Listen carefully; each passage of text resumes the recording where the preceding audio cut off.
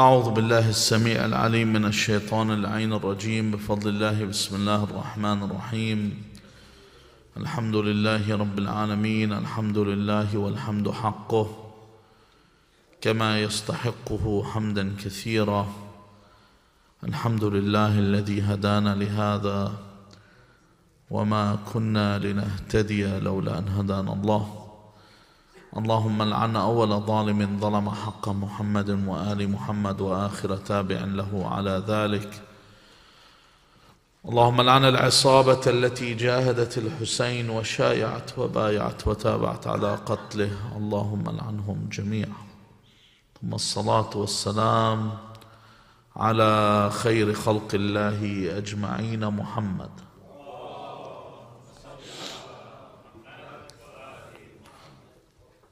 وعلى أهل بيته الطيبين الطاهرين واللعنة الدائمة على أعدائهم أجمعين إلى قيام يوم الدين.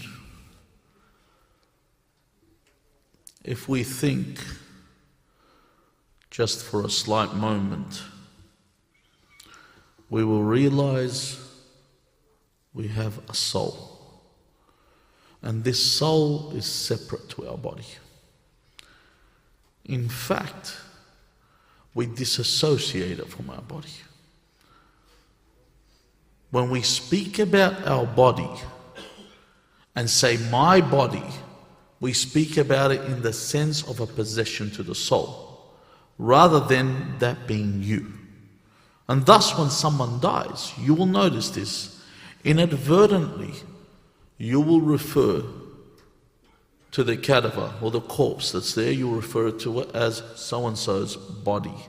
You will no longer call this lifeless body the person. There's a disassociation because they're no longer together. A realization that when you ponder over something, you start to see the reality of things. And thus the importance of the thought. Where the Messenger of Allah sallallahu alayhi wa alihi wa sallam says, فِكْرُ سَاعَةٍ خَيْرٌ مِّنْ عِبَادَةِ سَنَةٍ. To think for an hour is better than to worship for a year. In fact, Imam al-Sadiq alayhi salam says, لَيْسَتِ الْعِبَادَةِ كَثْرَةُ الصَّلَاةِ وَالصِّيَامِ. That worship is not an increase or a great amount of prayers and fasting. He says, Al-ibada at-tafakkuru fi amri Allahi jalla wa ala. Worship is to think about what Allah has commanded. Thinking about everything pertaining to Allah, pertaining to your life, and what you are here for. To actually think about these issues, to actually have these thoughts within. And that's why when I mentioned previous nights, I said, الَّذِينَ يَذْكُرُونَ اللَّهِ, the ones that remember Allah. I said, قِيَامًا وَقُعُودًا وَعَلَى جُنُوبِهِمْ, the ones that remember Allah, whether they're standing or they're sitting on their sides. And then the verse says, وَيَتَفَكَّرُونَ فِي خَلْقِ السَّمَاوَاتِ وَالْأَرْضِ رَبَّنَا مَا خَلَقْتَ هَذَا بَاطِلًا سُبْحَانَكَ فَقِنَا عَذَابَ النَّارِ. Those that remember the Lord, those that reflect, those that have thought and give thought to things. At the end, if you notice, it says they think about the creation of the heavens and the earth.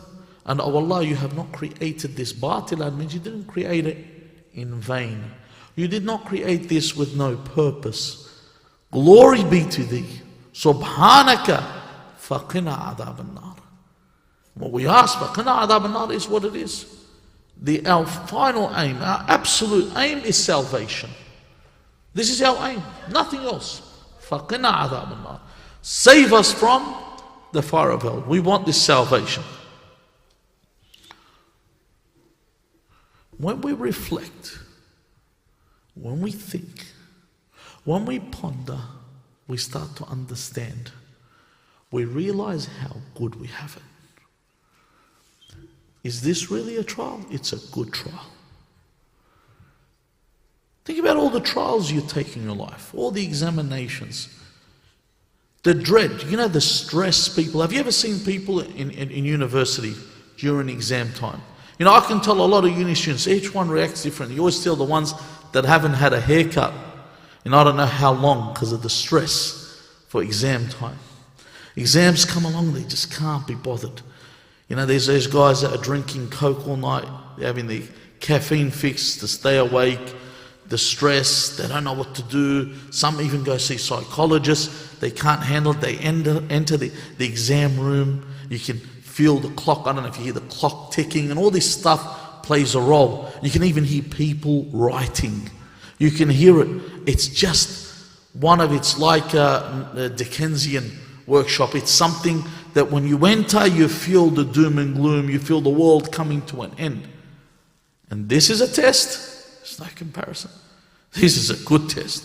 This is an easy trial. This is an easy test. We are covered in all these blessings. أَلَمْ نَجْعَلْ لَهُ عَيْنَيْن وَلِسَانًا وَشَفَتَيْن وَهَدَيْنَاهُ النَّجْدَيْن.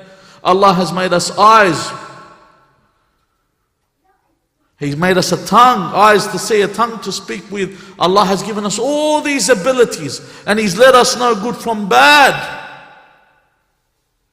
And after all this, as the Imam mentions in the dua, when you read dua, the dua after Salat al-Witr, the dua al-Hazin, where he says, if it's not this, if there's nothing after this, لو لم يكن إلا الموت لكفى. If it's only death that's to come, لكفى, that's sufficient. That we've had it good. How many of you have been given anything you've earned? How many of you earned this? Who earned what they were given? No one can raise their hand. If Rasulullah sallallahu alayhi wa alihi wa sallam, the greatest creation of Allah, did not earn what he was given, how did I earn what I was given? No one earned what they were given. Allah's mercy He gives. And it doesn't stop there. To let you think about this, we are covered in all these blessings, and then you've got heaven to look forward to. You've got heaven to look forward to. That's all that's coming after this. Allah gives you this trial, and you believe, فَآمِنُوا بِاللَّهِ, believe in Allah on the Day of Judgment. You believe in the Messenger, and that's what you have. You have paradise, an eternity of bliss, not something that you earn. No one earns paradise. No one's deserving of paradise. Ata and hisab. Allah gives. Allah grants. Allah bestows upon you paradise. It's given. It's given out of Allah's benevolence. It's given out of Allah's mercy. Allah just gives. And He says it's tough for you here. You had a tough trial here. And really, in comparison, it was an easy trial. You want to compare our trial? Have you ever read Dua Jawshan al-Saghir? Go read Dua Jawshan al-Saghir, where he starts mentioning different situations for different people. How many of you here are in a dungeon?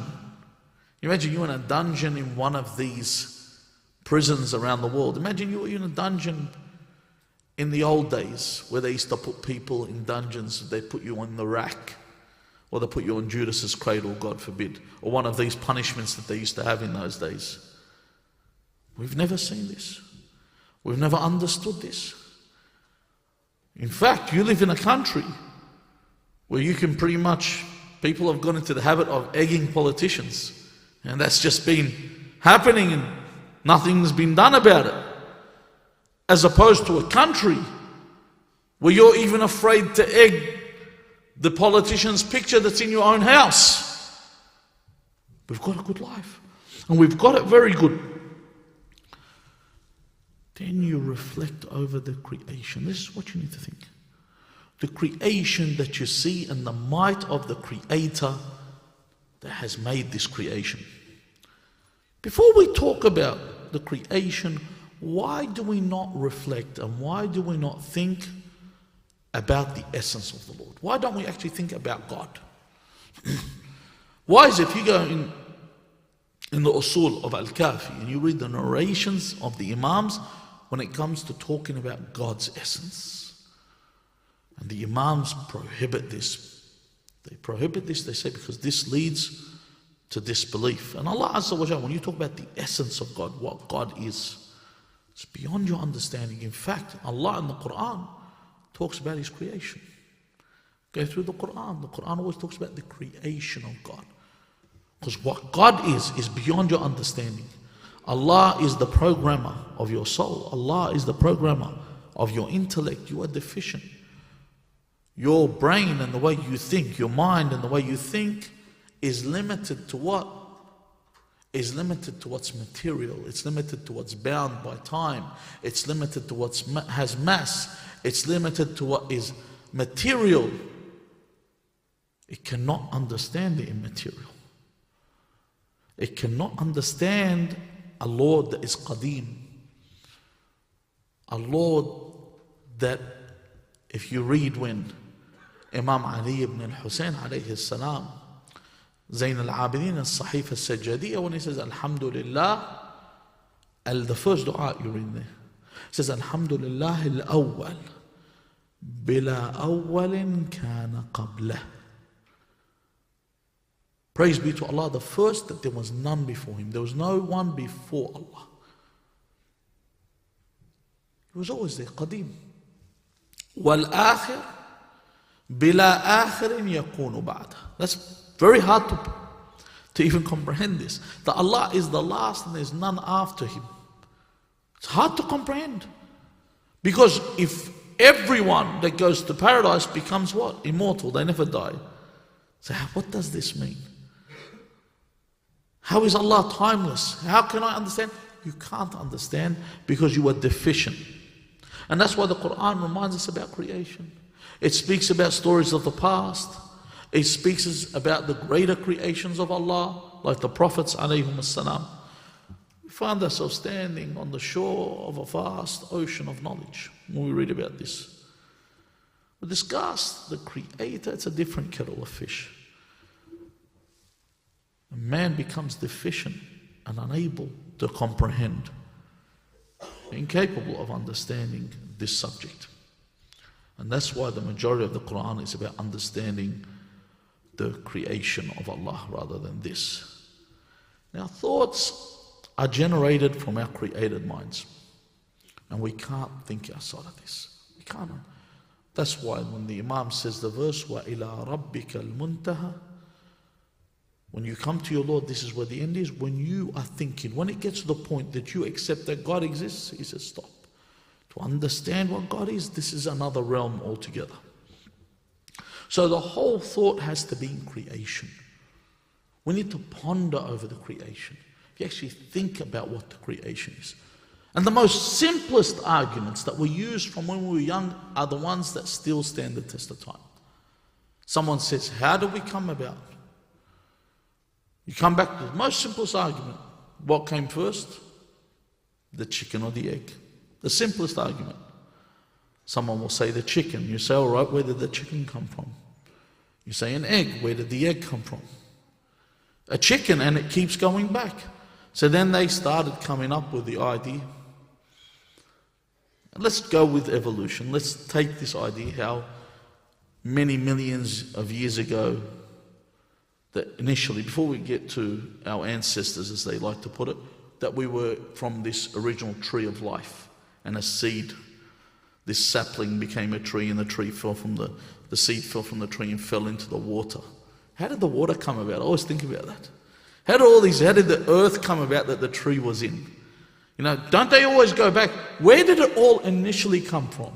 Then they get stuck, so they come up with a new theory. They go, we have the multiverse theory. They said there are infinite amount of universes. There's no evidence to this. They're supposed to be scientists. You know, science is all based upon evidence. You need to have, there's got to be some empirical evidence. There has to be something that's measurable, something that you can prove. Yet they say we have this multi-universes. Sallallahu ala Muhammad wa ali Muhammad.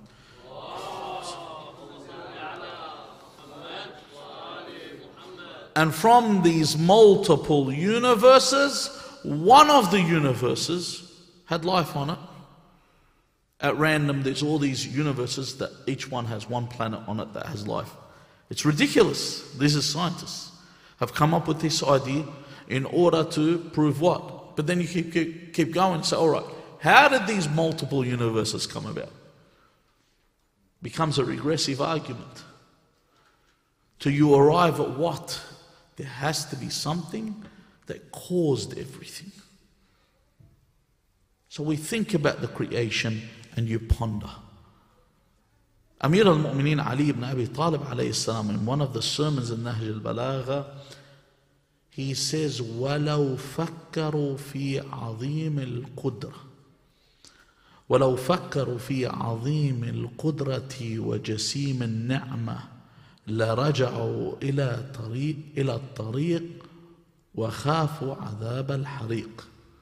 If they thought about, if we actually sat there for a moment and we pondered over the greatness of this power, okay, and the vastness of this bounty, people would have returned to the right path and they would have feared the punishment. They would actually return. If you actually look at creation and you ponder over the creation, you would return to what is right and what is correct. Then he mentions what the problem is. He says, وَلَكِنَّ الْقُلُوبَ عَلِيلَةٌ وَالْبَصَائِرُ مَدْخُولَةٌ. Al-qulub alila, meaning the souls are what? They're ill. And this is where we get to about thought and how the thought process begins. You can't think with a sick heart. You have to heal this heart. Al-basair, the insight that's supposed to be present, is diseased. Why is it diseased? Because of all these thoughts that we have gathered from the things around us, which we will discuss as we move along. Then the Imam mentions in this, he says, أَلَا يَنْظُرُونَ إِلَى صَغِيرِ مَا خَلَقَ. Do they not look at the smallest of what Allah has created? كَيْفَ أَحْكَمَ خَلْقَهُ وَأَتْقَنَ تَرْكِيبَهُ. How He strengthened the system of these things that He created, and how Allah Azza wa Jal has created this system of how He's put them together. You're talking about something that is actually moving and is so small. You're walking. There's ants. There could be an ant walking on the carpet right now. You wouldn't know. They're everywhere. In fact, just to give you, because this sermon, the Imam starts talking about the actual ants. And if you look at if you weigh all the humans on this planet, combined, every human, 7 point what? How many are we? 7.5 billion, or I don't know what number we're up to. Human beings, collectively, if you were to weigh them, they are 1/14 of the combined weight of all the ants on this earth. So if you've got all the ants on this earth and you weighed them, they are 14 times the weight of the combined humans on this earth. How many ants would you need to get to equal the weight of one human?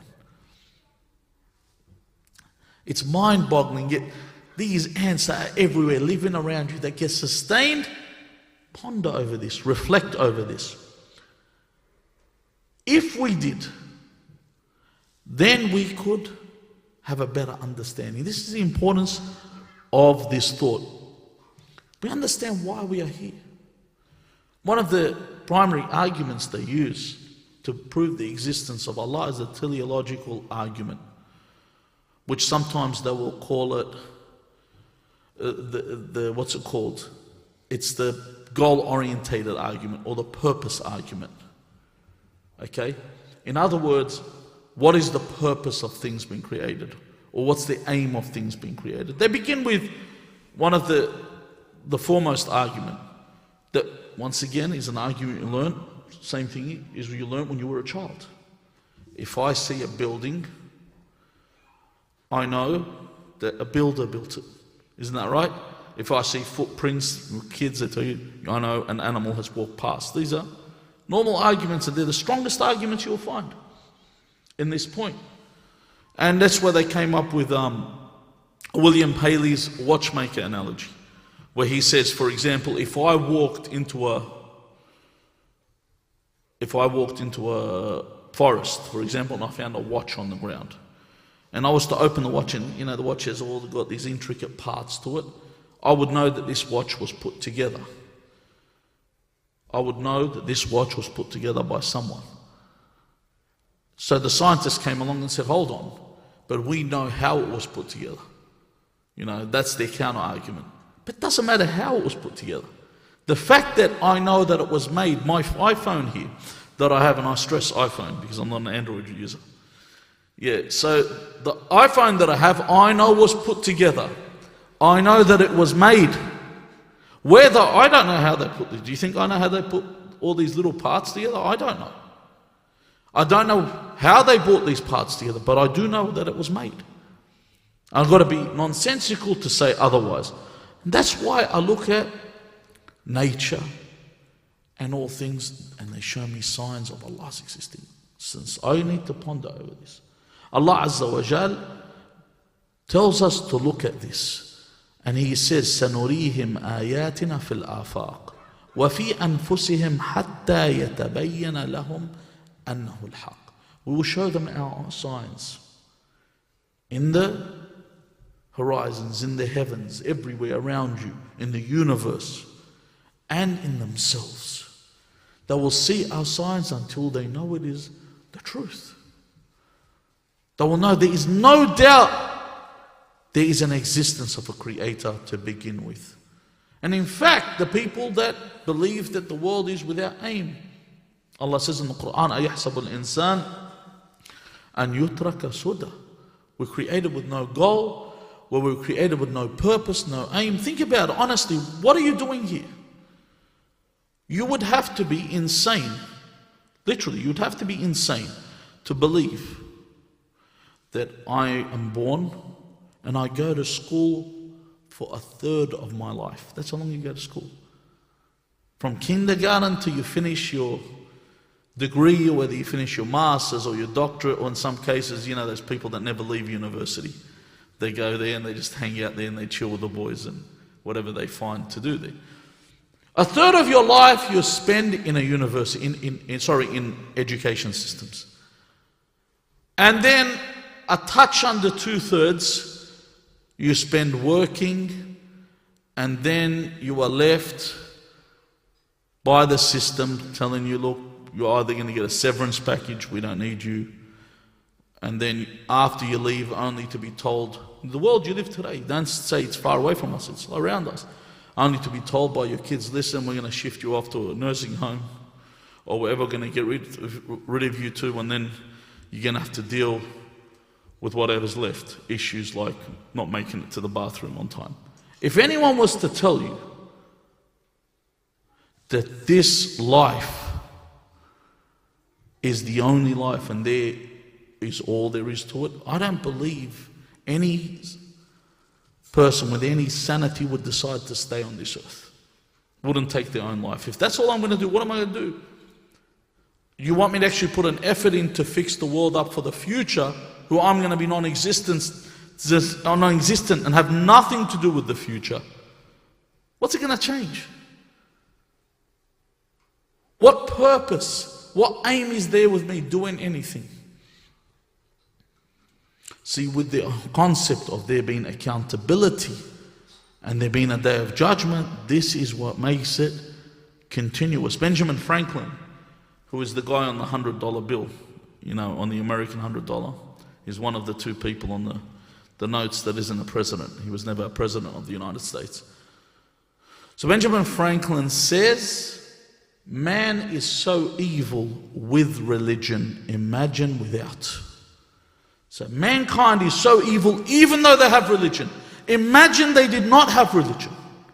No accountability. It'd be like Hurricane Katrina in New Orleans. And everyone remembers what happened there when there was no law.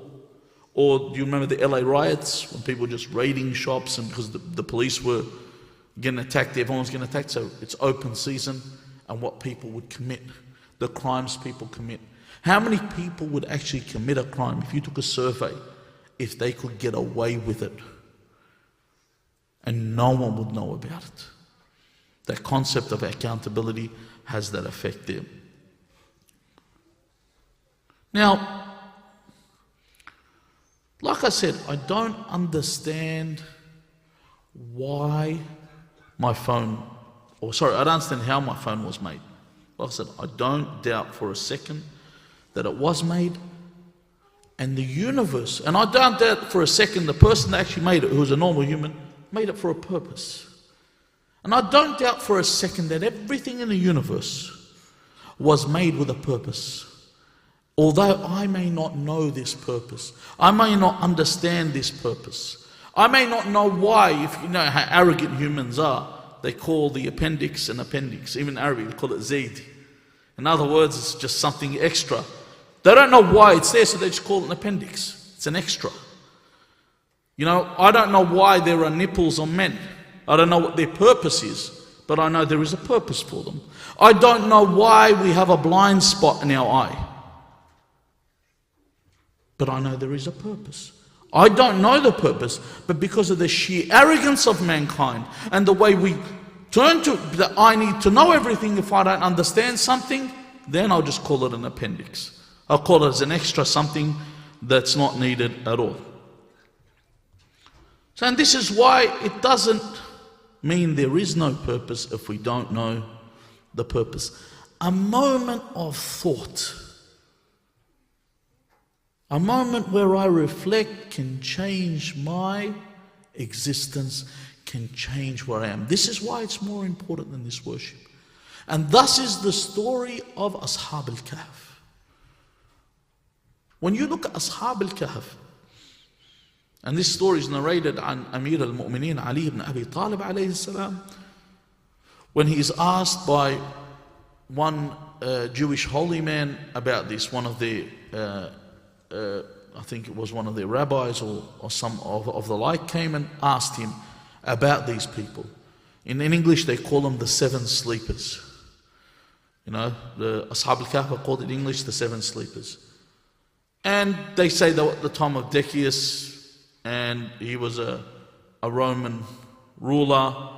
And if you look at Decius in history, he came after a guy called Philip, and this Philip guy was actually of Arab origin, born in Syria, and Decius was born, he was a Serb to begin with, he was born in Serbia. Now Decius, unlike Philip was very good with the believers. Taban, in history they call them the Christians. He was very good with the believers, but Decius persecuted the believers. He was someone that committed persecution, and these people, in the narration where Imam Amir al-Mu'mineen says these people, in the narration there were 6 men at that point, he says they were sitting and they would be looked after. They were sitting next to the throne of Decius. One of them came one day and said to those around them, he says, and this is the narration, says, قَدْ وَقَعَ فِي قَلْبِ شَيْءٌ مَنَعَنِ الطَّعَامُ وَالشَّرَابُ وَالْمَنَامُ. Something entered my heart. A thought entered my heart. I was thinking.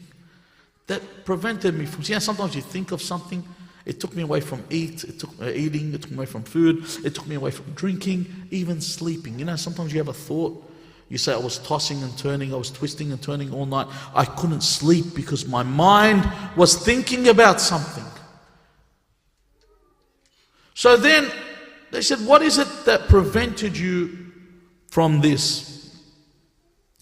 He says, Ataltu, Amir al-Mu'mineen alayhi salam is narrating this. That this man said, Qala atalta fikri fi hada sama. Because Decius at the time, like most rulers at first, they're humble. They actually, it's a bit like, during Christmas, people dress in the garb of Santa Claus. In Easter, they dress like the Easter bunny. And during elections, we're getting close to a federal election, politicians dress as human beings and try and tell you that they actually care and show affection. Pretty much this is the way. At first, Decius, when they get into power, like the one that used to call the Hamamatul Shu Ismu, the Masjid, that was Abdul Malik ibn Marwan, where he used to live in the masjid, always reading Quran and praying. And then the second he got into power, in his inauguration speech, he says, if anyone dares to question me and tell me to fear Allah, I will strike their neck. You remind me of Saddam's inauguration speech when he said something similar to that. This is what they are. At first they pretend they're nice, they're there for the people. The second they get into power, they say now, it would, as George W. Bush said, it would be easier if it were a dictatorship. This is how they want to be. They want to rule with an iron fist. Now this guy got in and he was brutal. And he claimed to be God. So he said, I began to look at these heavens. I look at because naturally you look, someone we call, a lot of the things we give them a title. For example, why things fall, we say that's the law of gravity. What is the law of gravity? I don't know. Then if you say, all right, why doesn't the moon fall? And they say, hold on, it's outside Earth's gravitational pull. You know, the moon's what, 380 something thousand kilometers away from the Earth. Something like that. It's not going to fall down. It's outside our gravitational pull. You know, they'll have a law for everything. But you actually look at everything in the universe. How is it supported? How does it move so well? It's so finely tuned. He said, I look at all this. I looked at the heavens. I looked at the sun, the stars, and the moon, and pondered, how could this all be all like this? A moment of thought. I looked at the earth and the way that the earth is, and how things grow from the earth. I began to ponder. I looked at all the creation that there is. And then he said, I thought, who is my creator? And the one, he says, that made me. He says, because obviously it's not this Decius, or as the narration says, Dacius. It's not this Decius. Because if it was him, he wouldn't need to eat, he wouldn't need to sleep. And he actually says the words, you know, in Arabic we say someone that goes and defecates, you know, that's what he says. He's someone that urinates, and he's someone that has bowel movement. How can he be a God? Everything that we have, he needs. He's like us. It's a big joke. So at this point, this moment of thought that he has, it says that they fell at his feet.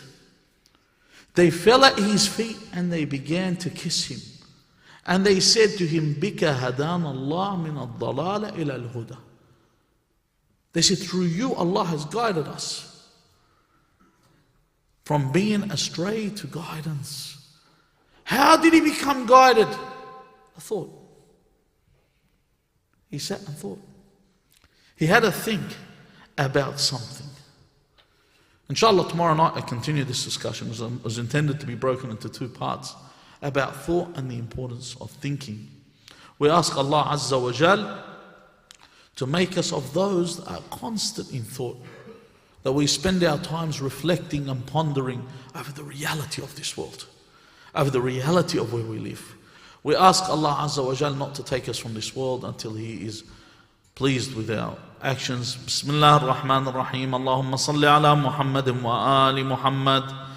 أعوذ بجلال وجهك الكريم أن ينقضي عني شهر رمضان أو يطلع الفجر من ليلتي هذه ولك قبلي تبعة أو ذنب تعذبني عليه برحمتك يا أرحم الراحمين. وصل اللهم على محمد وآله الطاهرين